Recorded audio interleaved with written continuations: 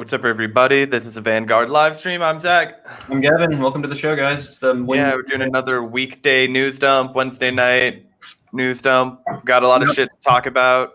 But yeah, I guess the most important actual news to come out of today was what we were just discussing before we went live, which is it looks like, according to some discussions that are happening behind the scenes, that. By the way, I do want to shout out the patrons real quick, just before we get into the news. Sorry about that, but that is, part of the deal. You get shouted out at the beginning of every live stream, so you can join by clicking the link in the description. Sorry about that, Zac. What were you saying? Oh, no, you're cool. Anyway, the news coming out that there are potentially going to be stimulus checks included in the $900 billion stimulus negotiations that are going on right now. However, they're not going to be the $1,200 stimulus checks that were initially given to, kind of given out to everybody. It's likely to be about half, $600, which obviously is not nearly sufficient. But, thanks to the efforts of Bernie Sanders and, our own Senator Joshua Hawley, the first time I'll give him credit for anything in his entire fucking life, because it's the first time he's deserved it. It looks like they may have actually, really held everybody's feet to the fire, specifically held up their wishes of going home for the holidays and fucking up any kind of plans that they may have had for their holiday homes and vacations with their families and all that kind of bullshit. But that's how you use political leverage. It's pretty crazy because a lot of people have kind of been, making fun of the fact that it's just $600 and how much of a Band-Aid that is, especially with people who have so much rent, backed up at this point. People need way more than $600, and that's very obvious. But the, ironic part is that even that $600 came at the expense of a massive political fight that was waged by, Bernie Sanders and Josh Hawley to get this, stimulus of any amount. So, even the fact that this measly crumbs essentially, would not have happened were it not for these two senators who I guess you can consider the most, populist left and populist right. Although, like you mentioned, Josh Hawley's pretty much a faux populist up until now. He's basically just been a piece of shit corporate, voting for the tax bill, voting for all of the in line with the Republicans, essentially, while he occasionally, pretends to be populist. And, he does kind of attack big tech sometimes. So, he's not, I do think he has some, genuine populist beliefs or whatever. But when it comes to, actually doing anything about it, this is the first time, like I said, that he's really done anything worth giving him credit. So, like I said, credit where credit is due. And, we're on the show, we criticize Josh Hawley relentlessly. Obviously, he's the senator from our state of Missouri. So we have an extra eye on him. But, I guess, this is, $600 could potentially, save someone's life, or if they it's at least food, right? So, you got to think about it for a working class. People can make that stretch for a month and a half of food for their families. Things like that where, yes, this is really where we are, right? It's so devastating. And, of course, this is insufficient. But at some point it is this is something, right? They were about to get nothing. And, Bernie Sanders and Josh Hawley, said, no, fuck you. We will lay down in front of traffic, basically, stop up everybody's plans, hold up, threaten to shut down the goddamn government. Talk about, and I do want to give credit to Bernie Sanders right now, because we had just about a week and a half ago been like, where the fuck is Bernie? He's kind of not playing his cards. Why is he still defending Joe Biden when he got fucked out of a cabinet position, when I thought that was the whole thing that he was going for? That was his whole strategy. And now finally he's like, all right, guys, I'm ready to be myself again. Which was dope to see. It's really, it's great to see this. And again, even when Bernie or whoever is working with just the most odious person, whether it's Mike Lee or Rand Paul or whatever, it still is, promising to see a little bit of working across the aisles when it comes to working for the American people. And it's definitely a good and, innovative strategy to kind of apply pressure, because when it's just some crazy lefty or some crazy far right person, it's a lot harder to take seriously if you're the political establishment. But if it's two people coming across the aisle to unite, then it's a lot harder to take, or it's a lot easier to, or you have to take it seriously because the media is going to report on it, and it's bipartisan, which is something that the media and which both parties, pretend to love and care about. So when it actually happens, And as this person says here, the Jewish man saved Christmas, very true. Christmas is coming, and, thousands of families, millions of families are, stricken with poverty, the likes of which they've never experienced in this country because of this pandemic. So, this absolutely saved Christmas for a lot of families, probably people that didn't have the money to afford simple gifts for their for their children on, Yeah, I'm not sure if they'll still get out in time for Christmas. That'd be a quick turnaround, but hopefully it's possible. So. And I mean, it would definitely make sense just for the small business sector too. The economy, all these retail shops that would benefit so tremendously from a little bit of extra expendable cash for people in their communities to come out and spend. Whether it be at restaurants or, like I said, for gifts for their children. Obviously, all the associated economic activity with the holidays is already a lot subdued because of the pandemic and, not being able to go out in public or go ice skating or whatever the fuck you do. But having that money will at least, again, if it does come out by Christmas, which would be great, or Hanukkah, if you're Jewish, then Hanukkah's, I believe, about to end, but yeah. Oh, really? Hanukkah's over, I think, in a day or two. Okay, well, happy Hanukkah. But yeah, this money will be so important, to those families, like I said, that are probably experiencing poverty, the likes of which they haven't before, just because of the conditions we're in and the fact that our country hasn't bailed out the people in a serious manner, not even close. So yeah, again, shout out to Bernie, and we will give credit where it is due to Senator Josh Hawley. So yeah, just an interesting story, guys, and it's definitely, we need more. We need so much more. And some people are even saying, like, I think someone made a good point, like $600 is basically just like just the bare minimum to make sure that literal riots don't happen. Yeah, and I think that's where the bar is set. Other quick piece of breaking news that I know that you wanted to get to was our favorite former presidential candidate has recently gotten his payoff for his sort of role in the whole operation post South Carolina, whatever we're going to refer to that as, after the South Carolina race. Obviously, Pete Buttigieg dropped out with the carrot on the stick that he was going to definitely get a cabinet placement. Supposedly, there was reporting that he'd rejected a couple of cabinet placements that he thought were beneath him, or maybe not raising his profile enough. But yeah, as you just alluded to right up there, he's been tapped to be head of transportation. So that's interesting. Yeah, he has been tapped to lead the transportation secretary, which, I mean, I guess it's like, sure, he was the mayor of South Bend, so it's not like, a crummy mayor. He wasn't qualified to do any of these jobs. No, so. And he definitely wasn't, qualified to be president, but this is definitely interesting. And I thought it was especially funny because I saw this story, which I pulled. South Bend, this was from 2019 while he was still the mayor. South Bend receives $5,000 grant from Domino's Pizza to fill potholes. So, this might have just been kind of a commercial stunt where they came in and were like, we're going to fill some potholes. Who knows? But it definitely is ironic that, Domino's had to come in to fix the transportation infrastructure of the town not even a year ago that this guy was just the mayor of. Now he's going to be the transportation secretary for the country. So, I think that's pretty fucking hilarious. That's fucking hilarious. Yeah. And it's so full circle, right? Like, it's the perfect example of failing up, right? And this is kind of how politics works on all facets, both as a representative, same in media, right? It's like the same exact formula as media. It's like the MSNBC, CNN, all of these like corporate media conglomerates, they're going to continue to promote and raise the profile of the people who are saying what they want, right? So it's not, it's the exact same thing with Pete Buttigieg. He doesn't have to be fucking good at his job at all. All he has to do is please the people that are powerful, right? And in this case, he pleased Joe Biden and the Democratic Party because he, got a bunch of fundraising money and then dropped out of the presidential race, right? When he had somewhat of a high profile after cheating in Iowa. And let's also not forget that this is the guy that fired South Bend's first black police chief and the first black fire chief right in the same term. He just turned around and was like, no black people working for me. The city is, that's not going to happen here in South Bend. So, his legacy is disgusting. And also, as it says here, many residents in the city felt that it had the worst pothole situation in the entire state, which is why they reached out to Domino's Pizza to do something about it. Domino's agreed. If Domino's is the hero of your story, you're fucking up bad, dude. Yeah, we complain about, corporate America all the time here at the Vanguard, but they're actually the hero of this story because they had to come in to pick up the pieces where Mayor Pete, let them fall down. And I believe this was actually during his, presidential run. So he was basically going around the country on his vanity tour, popping up on all sorts of mainstream media outlets, giving interviews, kind of just being Pete Buttigieg, doing his shtick, his very annoying thing while his supporters were outside, playing Panic at the Disco or whatever the fuck they were doing.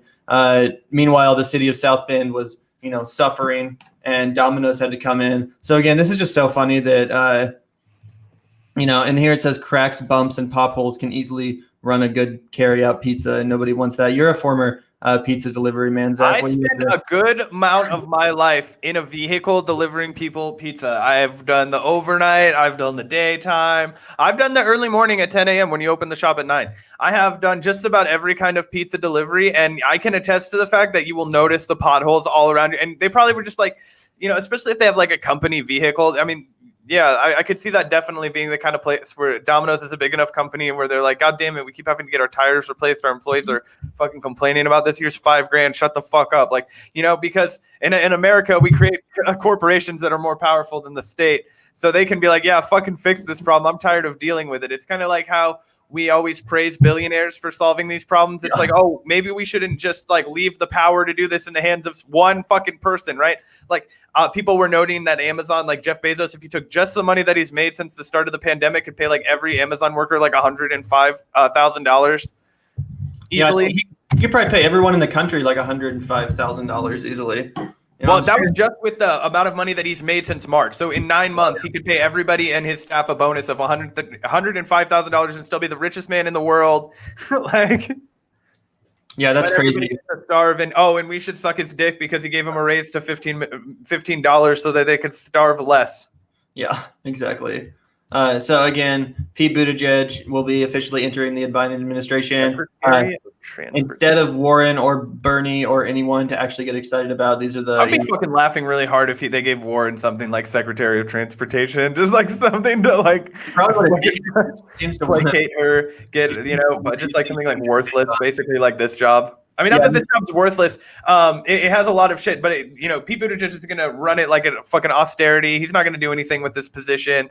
He's going to continue to execute Joe Biden's neoliberal corporate, and if anything, he's going to be negotiating for cuts to things like I would be interested to see if he ends up pursuing anything like a high-speed rail of some sort, because I know that's something that Joe Biden actually did bring up occasionally on the campaign trail. Like that could be the kind of thing we get. The only thing exciting that Biden ever talked about, in my opinion, that no one else did talk about was like a high-speed rail or a monorail and stuff. And that's actually one instance where, if it were to happen, there's a good chance it probably would happen, through a corporation. It's not like it would be a nationalized rail. It would be like famously wants to do. It's called like Elon Musk has like the hyperlink thing, and there's a couple other companies that are working on it too. So I have a boring company that he does where he's like trying to drill underneath Los Angeles to like fix the traffic problem.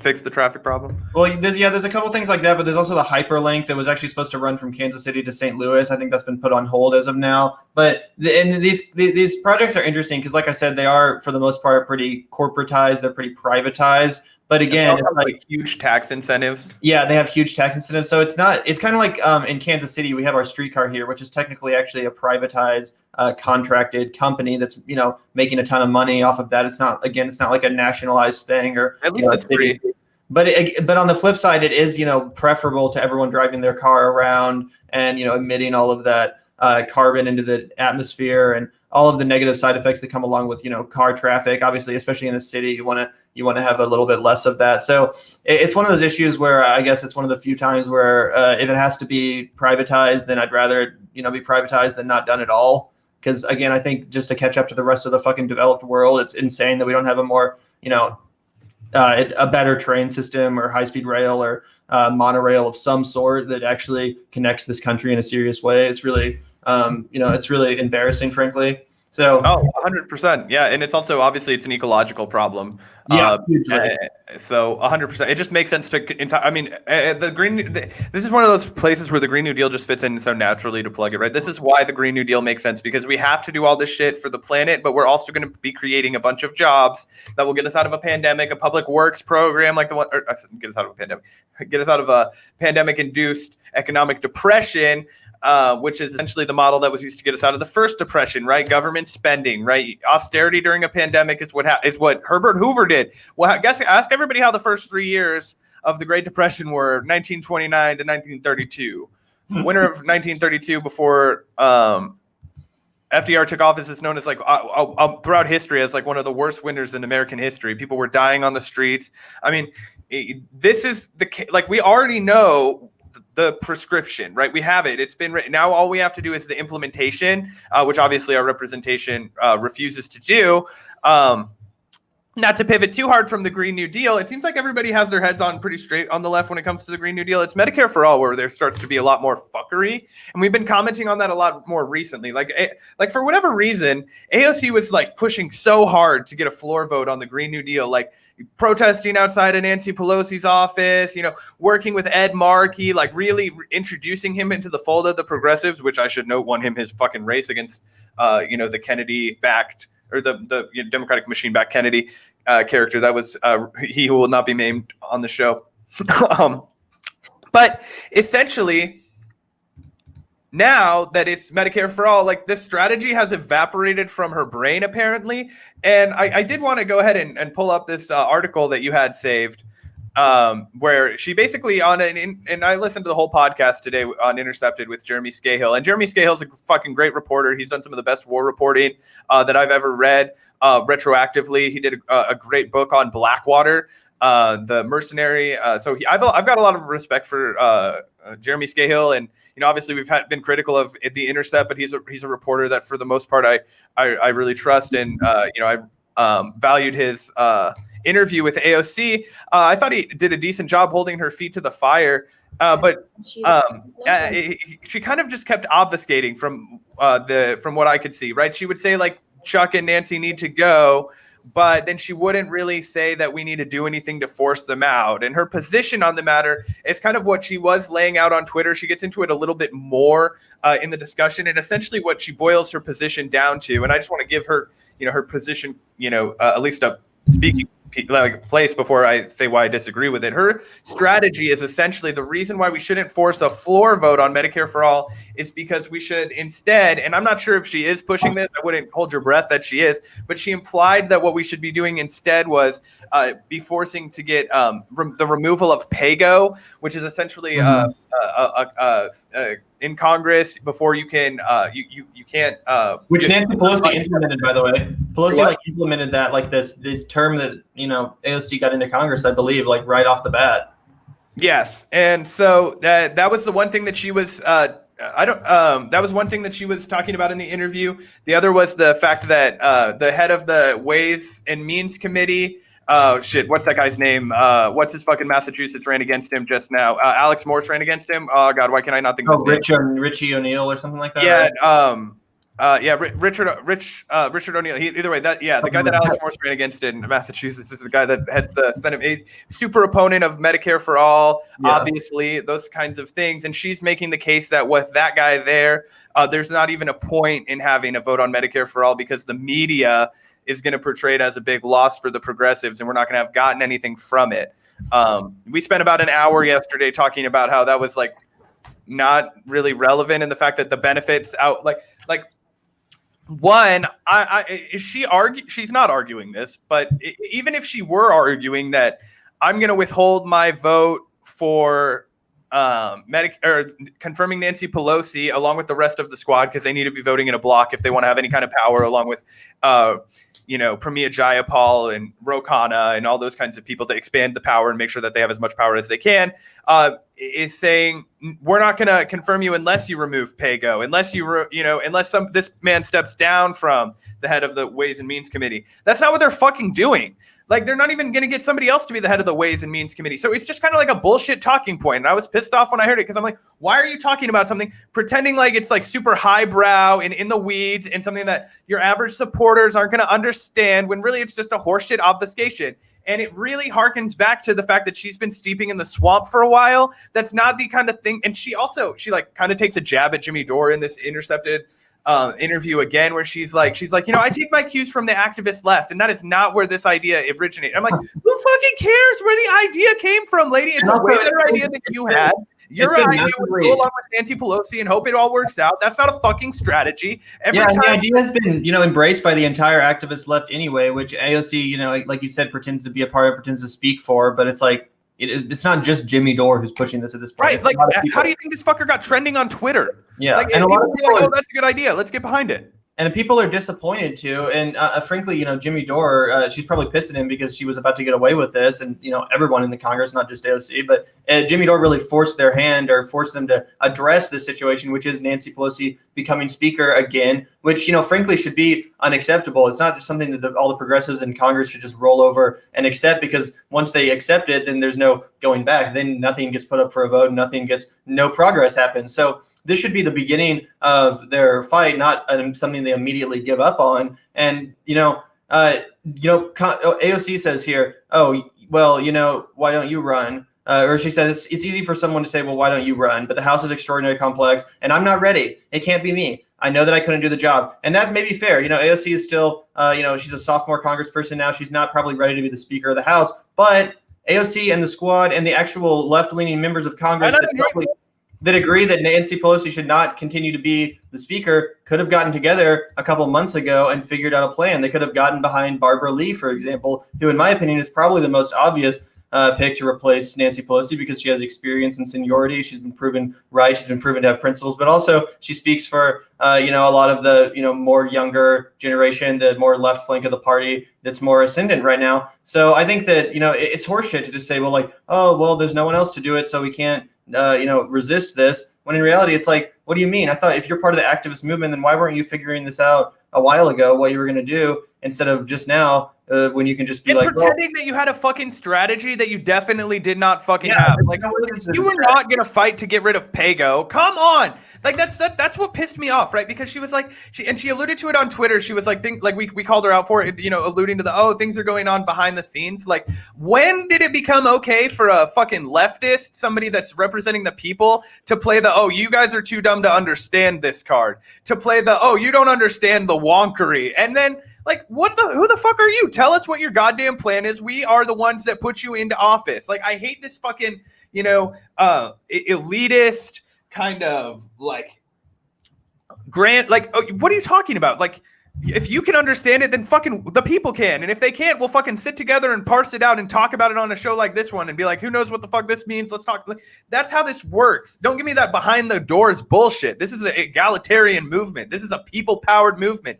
And the fact of the matter is that she's not acting in the interest of the people right now. What she's doing is she's trying to coyly keep her own power without pissing off her base. Yeah, and she's protecting Pelosi and her reputation instead of calling her out, which is what should absolutely happen. There's no reason that Pelosi needs to be protected by her left flank, who she shits on all the time. She endorses against them. Even people like Ed Markey she endorsed against, who, like we talk about, co-sponsored the Green New Deal, was actually there when he needed to be when it mattered.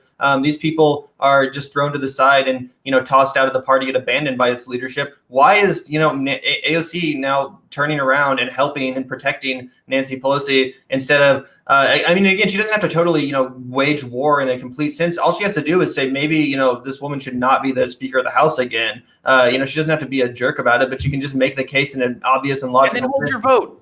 Yeah, and it's something that everyone understands. I mean, Nancy Pelosi is not a popular figure. The Democratic Party is not a popular institution in this country. These are easy targets, and you're way more popular than them. So why don't you use your, ability to actually change people's hearts and minds and direct it at these power centers, which are actually withholding progress in a very serious way. And again, stop making people feel crazy too for, recognizing Nancy Pelosi as the villain, the obstructionist that she is, that needs to be removed. Like, the actual activist movement, rightfully has identified her as one of these, roadblocks to progress. So get in line and, understand that to whatever degree you can make a change, you should at least be fighting to do that.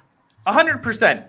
And we'll get into the Nina Turner again a little bit later. I want to touch on one final fucking irritating thing that from this interview that I don't think is getting any kind of conversation at all. If anybody hasn't, checked out Gavin and I's lengthy commentary on the whole AOC debacle, we have a couple videos up, one that people can find. But one of the other elements of this interview, and I want to see if we can't find it really quick. Gavin, I just sent you the link to the podcast. I have the link where try 39 minutes. If we pull it from there, we'll find it really quickly because I timestamped it. I believe it's like 39:30, but I want to start with 39 so that everybody gets the lead up. This is when Jeremy asks her about pardoning whistleblowers. He named Edward Snowden, Julian Assange, and Reality Winner. Yeah, and Yeah, you sent me this. Let's take a look. Let's just all listen to what AOC has to say to a very explicit question about: do you think that Edward Snowden, Julian Assange, and Reality Winner all deserve pardons from Donald Trump? There's discussion right now about Donald Trump using the pardon power in the waning days of his administration, and primarily it's focused around potentially preemptively pardoning members of his family or his inner circle. But I wanted to ask you, and this could apply to either Trump or Biden, if you believe that these individuals should be pardoned. Julian Assange, Edward Snowden, Reality Winner, Daniel Hale, and others who have been charged under the Espionage Act because of leaking or publishing information that cut to the heart of some of the crimes of the American empire committed abroad. Pause this really quick. People be pardoned by. Let's just. How explicit was he that he was asking, should these people be pardoned for the rank corrupt violation of rights that is the usage of the Espionage Act to come after journalists and publishers, probably the single greatest threat to free press. And if we're not going to have a free press, we're not going to solve any of these leftist fucking issues that AOC spends all day pretending she cares about, or not pretending she cares about. But that was dramatic language. But, clearly not, sticking up for them in the way that I would like to see her. Yeah, this should be a pretty easy answer right here. It should be a slam dunk. He's setting her up for an alley-oop question. And that's why I was so shocked to, hear her actual answer. So again, she's about to respond to whether or not she thinks Assange and Snowden and the rest of them should be pardoned. Either Trump or Biden. I do believe that Edward Snowden should be considered. I think there are again. Considered? What do you mean considered? She said Edward Snowden should be considered because she's I like how she doesn't even talk about Reality Winner immediately, but she's immediately implying that because the first name he said was Julian Assange, she has to go in and placate this horseshit fucking.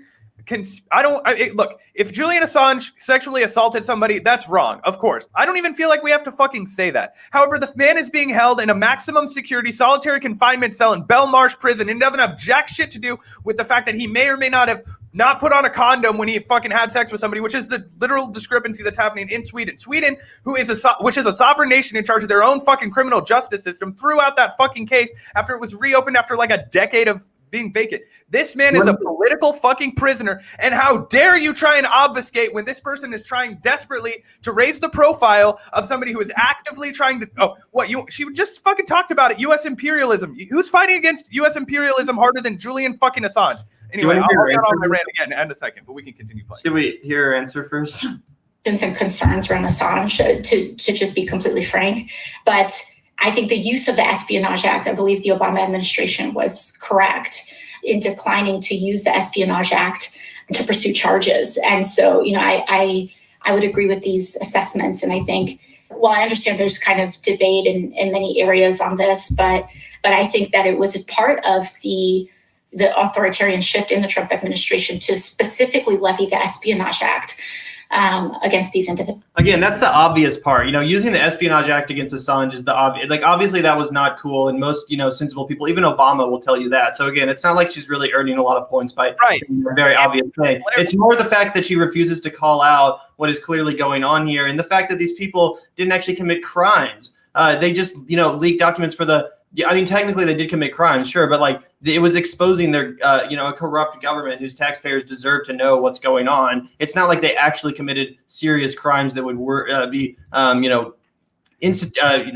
And she wasn't critiquing the fact that, one, Edward Snowden had to leave his fucking country under the, and I think a lot of people give Edward Snowden a pass because he's such a fucking gem that it was impossible to smear his, or almost impossible to smear him as a character assassination, right? He's such a, unspoken, soft guy, right? Where Julian Assange says, been at this a lot longer and, just whatever, is a different personality, a different character type, but that's completely irrelevant. What I think is also really critical here is that she doesn't, again, like you mentioned, critique Obama's handling of the situation at all. When Julian Assange was trapped in the Ecuadorian embassy in England, why do you think that was, guys? That wasn't because he was afraid of fucking facing charges in Sweden. I fucking guarantee you, right?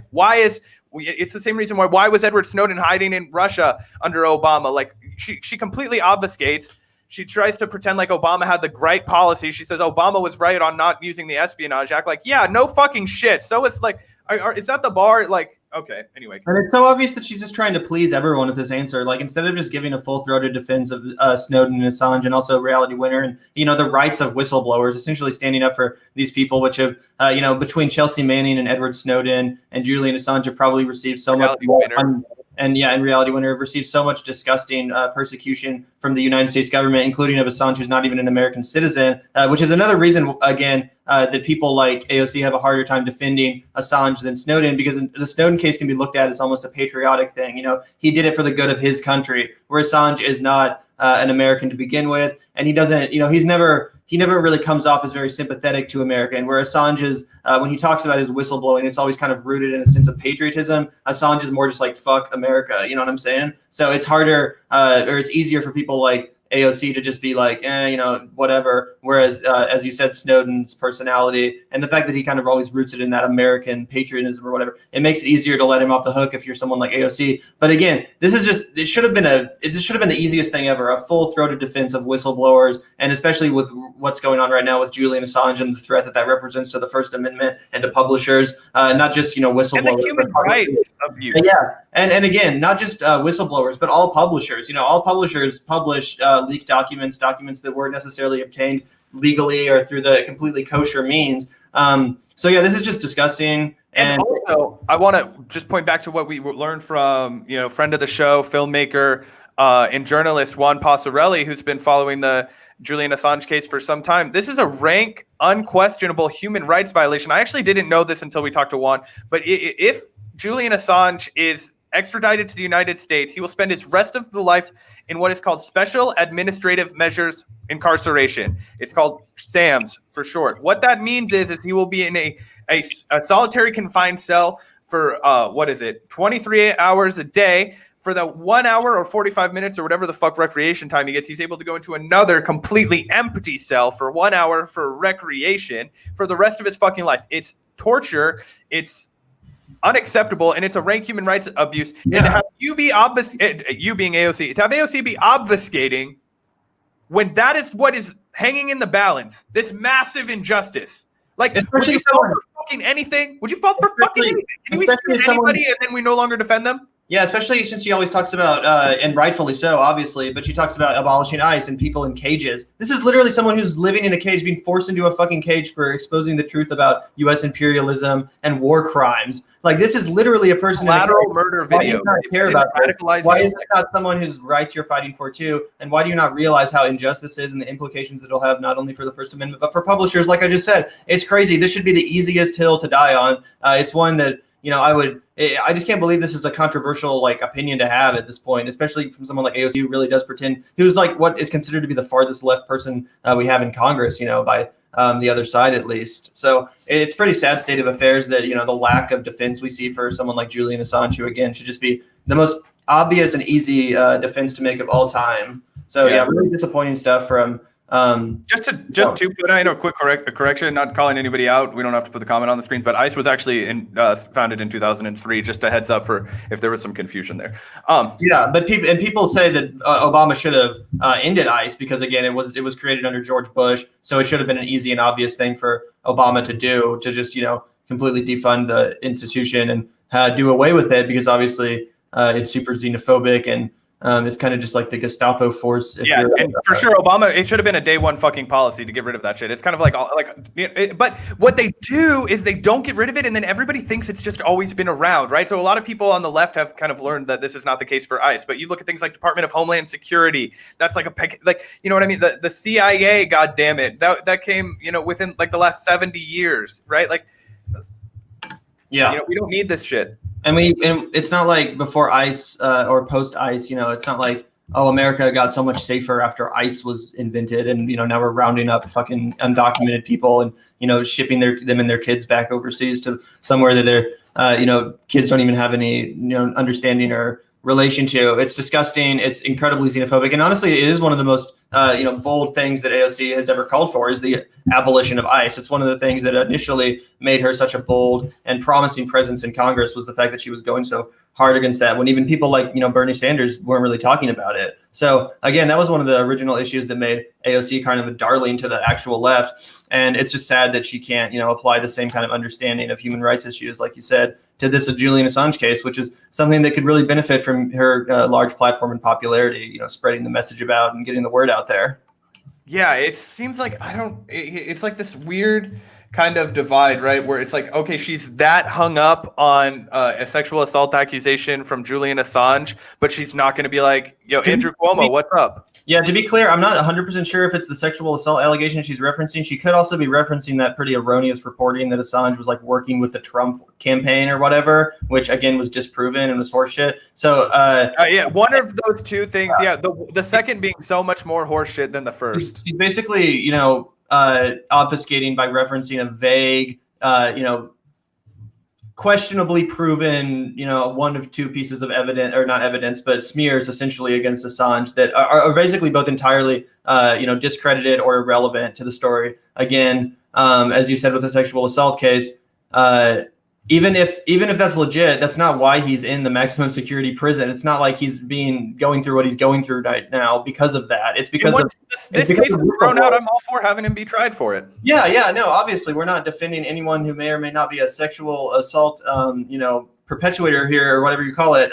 But that's not justification for putting him in a one-cell room in a different country and completely depriving him of human rights, not even letting human rights groups be present at the trial. Like it's not a different conversation. And the whole reason it's been brought up to this point anyway is to smear Julian Assange, is to, give people like AOC an excuse to not have to defend him. And honestly, I mean, we see that time and time again on the left. They just invent some horseshit smear. And then it's like, well, you're not going to want to stand by this person who's associated with this thing that they maybe did, are you? And a lot of people on the left and go right along with it. With the Bernie Sanders Josh Hawley dynamic, just like from a couple of days ago, people on the left were like, you're validating and normalizing Josh Hawley, and it's like, no, they're not. They're trying to get people $1,200 fucking dollars and using the way that the government actually works to get it done.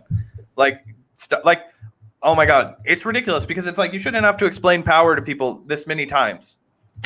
Yeah, I know, it's fucking stupid. And again, it is really disappointing that AOC and frankly no one really in Congress is actually boldly really courageously sticking up for Assange or drawing attention to this issue, because it really is. As Juan Passarelli, like you mentioned, the filmmaker and documentarian who we interviewed about this, check out that interview if you haven't.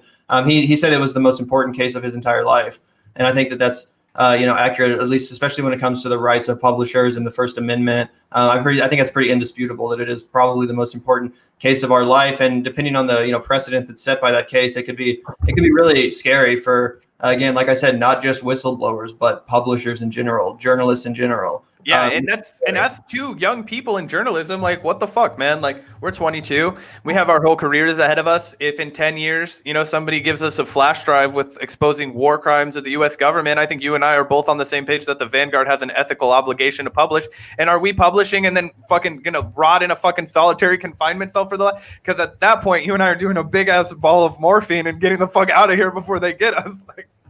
Yeah, straight up. But yeah, tons of publishers, publish things not necessarily because they obtain them through 100% kosher means, but because it's information worth publishing. I forget who it was. I think it might have been Juan or someone we were talking to, but they said that, some of the biggest, documents that are leaked or published they're just published because, kind of petty arguments, like someone, in Washington has a beef with someone else, so to get back at them, they leak documents to a journalist or stuff like that.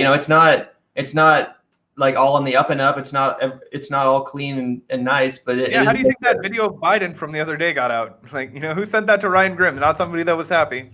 It was fucking Putin, didn't you hear?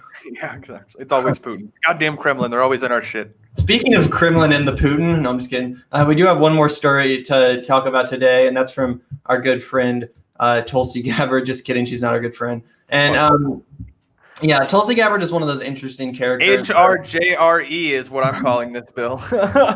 Yeah, and just to give a little bit of context for anyone listening, back in the primaries, to me personally, I obviously always supported Bernie Sanders in the primary. He was my guy since 2016. But I thought that Tulsi Gabbard was making some noise that was worth making. I liked when she called Hillary Clinton the queen of warmongers and really went hardcore against the Democratic establishment. Obviously, I liked, a lot of the stuff that she brought to the table. I think she brings good, or she used to at least bring some good items to the table. Ever since the presidential campaign ended, however, and obviously I'll give her credit when she brings something good to the table. Like she has actually talked about Julian Assange more. Yeah, that was the one thing I was going to say. That is the one thing you have to give Tulsi Gabbard credit for. And obviously, we're here to, present a nuanced picture. She was not the absolute anti-war candidate, though. This is a common misconception. Tulsi Gabbard is very against things like regime change and having troops on the ground. Tulsi Gabbard is not ethically opposed to bombing the shit out of these fucking countries that she doesn't like. And there is plenty of voting record that backs that up. Yeah, it's unfortunate, and it's I know a lot of people really like Tulsi Gabbard, and this is a painful conversation to have with some people because they really feel invested in her or whatever. And I get it. Like she had some good moments. Like I said, I want to like her too. I think her name means like basil in Indian or something. So she seems cool. She seems like a nice, chill woman. She's from Hawaii or whatever. She's from Hawaii. She's American Samoan. She seems like a wonderful person. I think she's a vegan too. Like she seems cool, right? But then every goddamn month or every other month, she does some fucking stupid horse shit where she signals to the right, and it's just weird. Yeah, there was the Ilhan Omar stuff with Project Veritas and the ballot harvesting.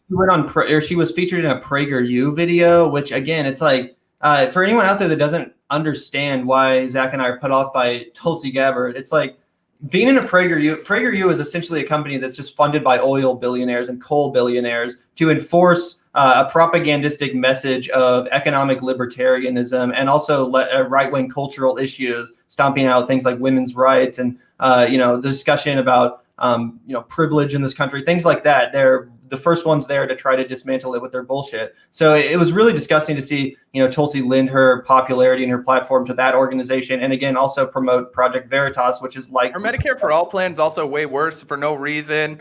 That was why adopt the Australian model when Australia has all kinds of problems just because it's different and you don't want to support the same Medicare for All plan that's better. That was a weird thing. To answer the question, I do personally think that Bernie Sanders would have been a better anti-war candidate than Tulsi Gabbard when it comes to things like ending drone strikes, when it comes to things like negotiating diplomatically. I'm skeptical about Tulsi when it comes to things like her relationship with she's been weirdly soft on Modi, and I don't know how much of that is good reporting and bad reporting. Obviously she was smeared relentlessly when it comes to her Syria position, so that those are things that raise red flags. But obviously there are things that raise red flags about Bernie's anti-war history. You could always hammer him for voting for Afghanistan. Things like that. I think personally, I bet if Tulsi had been in Congress at the time, you would have seen her vote for Afghanistan, but we'll never know.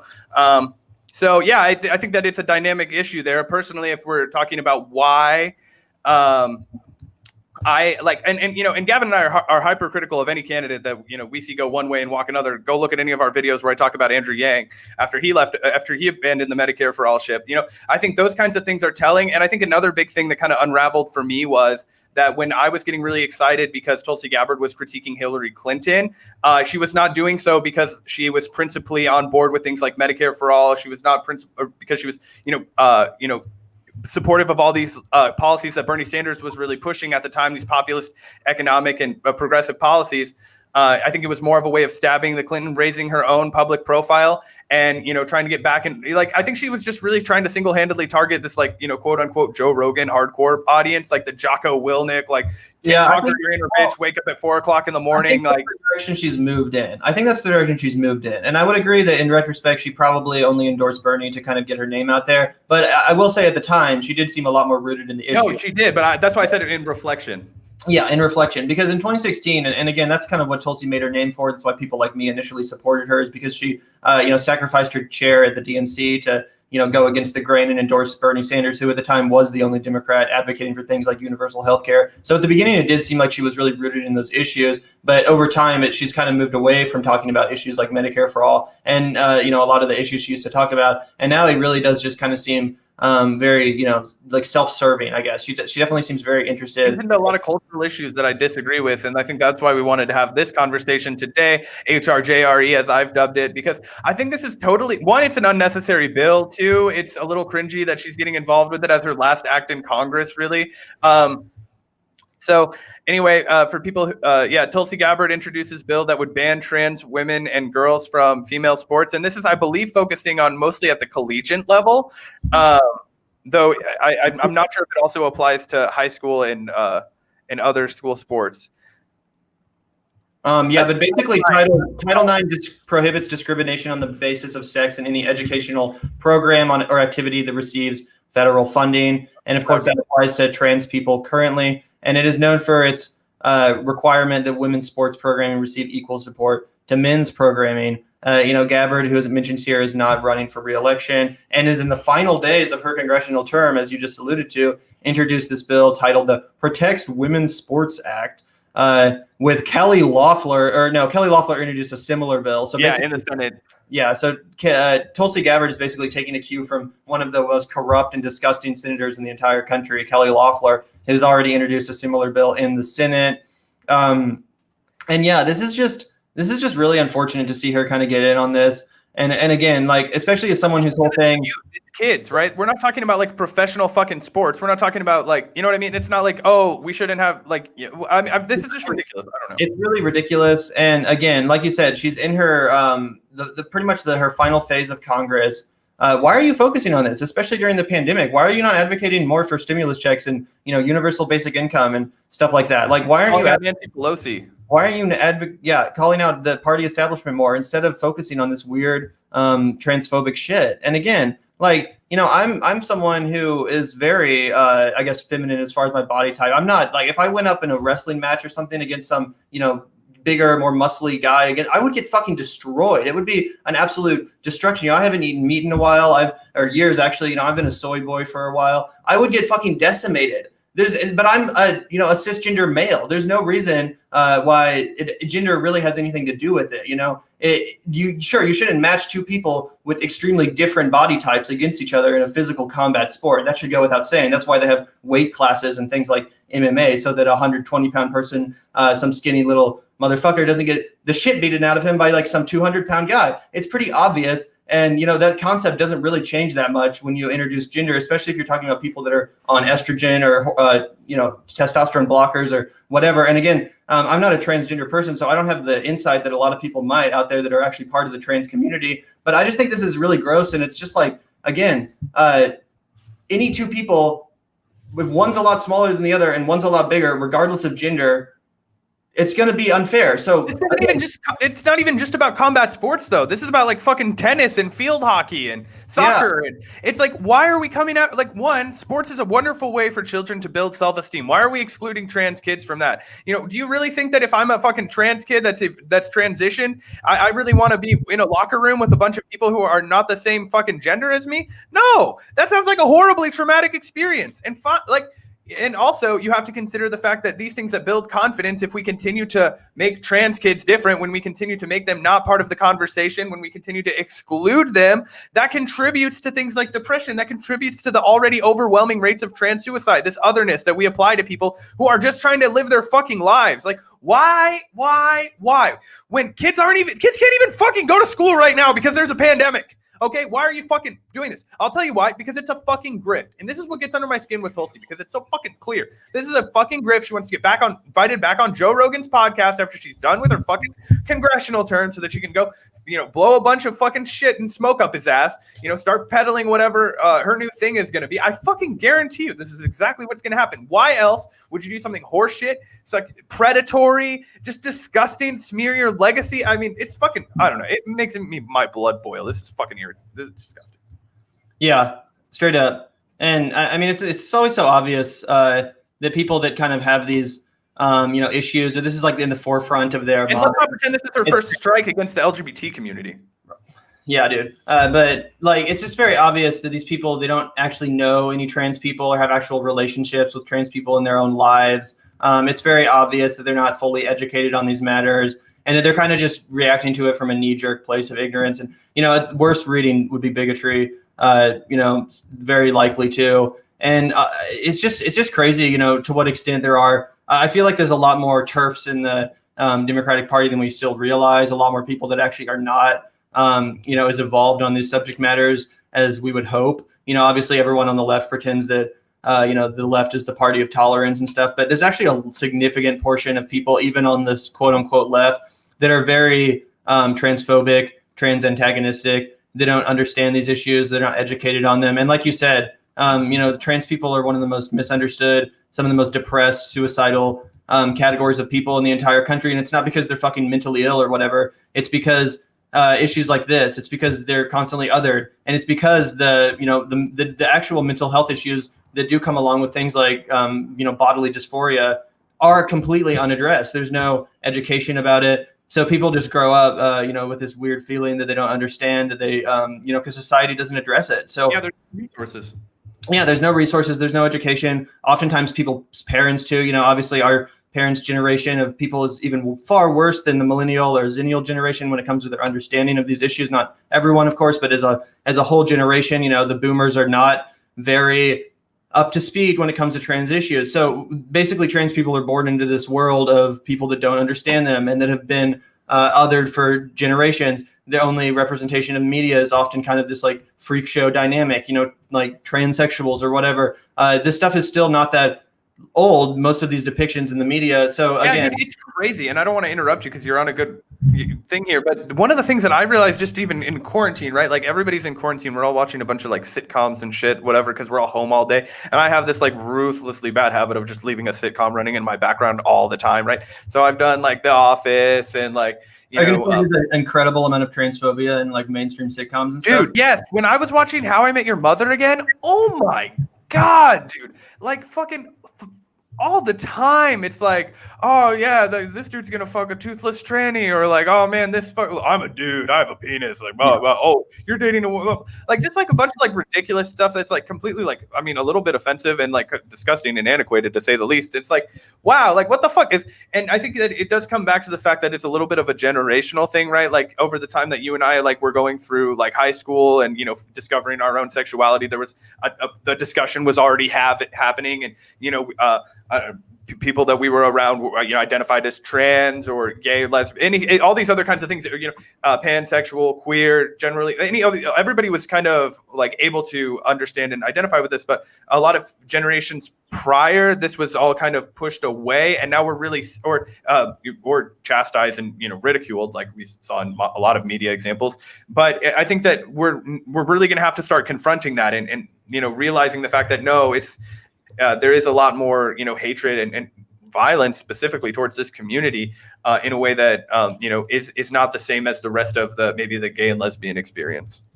Yeah, 100%. And again, I just feel like so many people, they don't actually have any relationships with transgender people. They've never actually met or just had a simple conversation with an actual trans person. And that just goes so far, I feel like, as far as educating people and just, realizing that like, we're all just human beings here. And again, with the right education, with the right resources, everyone, there's no reason why we can't all be equal. We can play sports together and all that stuff. And it's just ridiculous that to see this kind of stuff. If anything, these kind of decisions should be decided like,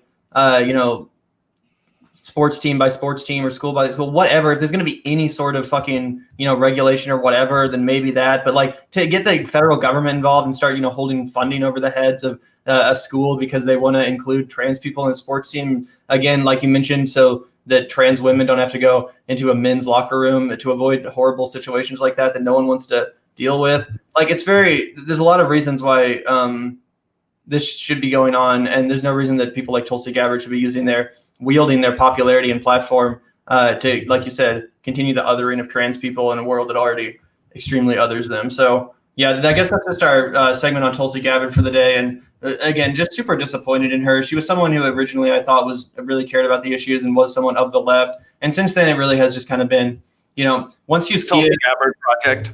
Yeah, and once you like, after I kind of noticed what was happening with her constantly signaling to the right wing, it's like you can't stop seeing it. She just keeps doing it. And then another thing that's funny that I'll notice is that like a week after doing something fucked up and horrible like this trans legislation, she'll then come out and then throw another bone to the left. Like today, she came out and introduced this thing to end the Patriot Act. It's like, okay, great, yeah, we should end the Patriot Act. I agree. But like, I'm not going to also not talk about your transphobic legislation that you introduced in the last few days of your she's just weird, man. Yeah, I don't know. It seems like a grift to me, but we'll see.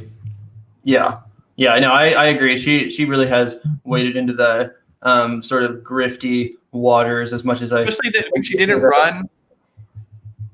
Wait, what? Yeah, she didn't run for office again. Yeah, I'll be really interested to see what Tulsi Gabbard's next step is. Will she continue to try to run for another political office? Because it kind of just seems like she's pissed off everyone by now. Like, who is Tulsi Gabbard's base? I know that like Nico House that over on YouTube really likes Tulsi, but like besides that dude, like I don't really know many people that are really that into Tulsi Gabbard anymore. Like, what? Well, I like mean, everyone off.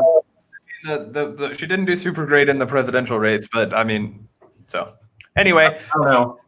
It's just it just irritates me that she doesn't. I don't know, man. It's hard to articulate with Tulsi Gabbard because again, she has stood for a lot of good things that I do agree with in the past, and it seemed like there was a point where she had the potential to really be a fighter, but it seems like she squandered that. But I guess that's the end of our Tulsi discussion for the day. And the one thing I will always give her credit for is her epic destruction of Kamala Harris on the debate stage. I'm super glad that clip will always be around to haunt Tulsi Gabbard, and whenever you type in her name on YouTube or whatever, that's pretty much the first thing that comes up. So that is pretty glorious. And yeah, as Taylor here references, she did just introduce a bill that would repeal the Patriot Act. So yeah, it's like every other week, it's like, here's a bone to the right, here's a bone to the left.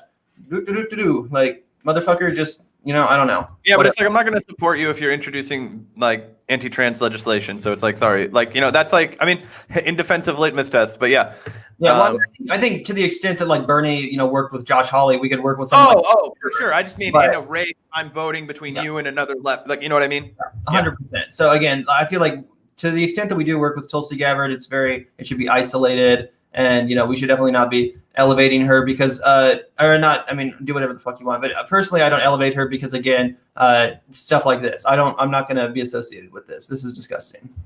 Yep, I think that's it. Yeah, thanks so much for tuning in, everyone. We really enjoyed it, and make sure to subscribe if you haven't already. We do these, news dumps probably once or twice a week, and we've been streaming a lot lately, so you'll want to subscribe and hit that notification button so you don't miss the next time we go live. We have some cool interviews coming up, including one tomorrow that we're excited to share with you guys. Also, make sure to check out the live stream interview we just did with a candidate running in New York City's 24th district. Really great candidate, Momita Ahmed, who's championing some really excellent issues in the 24th district in Queens, and we had a great conversation with her. So again, check that out on the channel in addition to the recent content we put up. Thanks again for joining us. Yeah, take it easy, guys. Stay safe out there.